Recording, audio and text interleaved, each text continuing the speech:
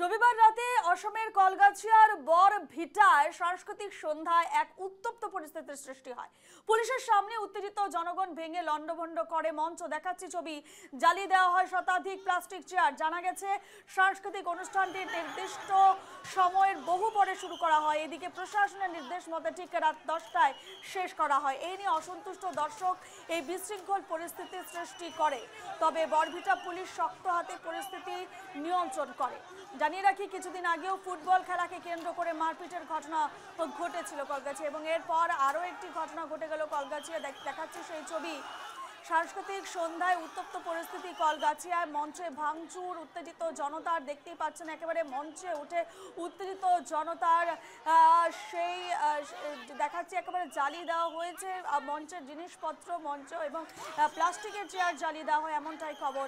প্রশাসনের নির্দেশ মতো ঠিক রাত 10টায় শেষ করা হয় সেই অনুষ্ঠান। তবে সেই অনুষ্ঠান নিয়ে একেবারে অসন্তুষ্ট দর্শকরা। বরভিটা পুলিশ শক্ত হাতে পরিস্থিতি নিয়ন্ত্রণ করে। দেখতেই পাচ্ছেন প্রচুর দর্শকদের ভিড় এবং এই দর্শকরাই সেখানে একেবারে পরিস্থিতি বেগতিক করে তোলে। কলগাছিয়ায় বরভিটার সাংস্কৃতিক সন্ধ্যায় উত্তপ্ত পরিস্থিতির সৃষ্টি হয়। পুলিশের সামনে উত্তেজিত জনগণ ভেঙে লণ্ডভণ্ড করে মঞ্চ, জ্বালিয়ে দেয় শতাধিক প্লাস্টিক চেয়ার। জানা গিয়েছে সাংস্কৃতিক অনুষ্ঠানটি নির্দিষ্ট সময়ের বহু পরে শুরু করা হয়। এদিকে প্রশাসনের নির্দেশ মতেই ঠিক রাত 10টায় শেষ করা হয়। এই নিয়ে অসন্তুষ্ট দর্শক এই বিশৃঙ্খল পরিস্থিতির সৃষ্টি করে। তবে বরভিটা পুলিশ শক্ত হাতে পরিস্থিতি নিয়ন্ত্রণ করে। কিছুদিন আগেও ফুটবল খেলাকে কেন্দ্র করে মারপিটের ঘটনা ঘটেছিল।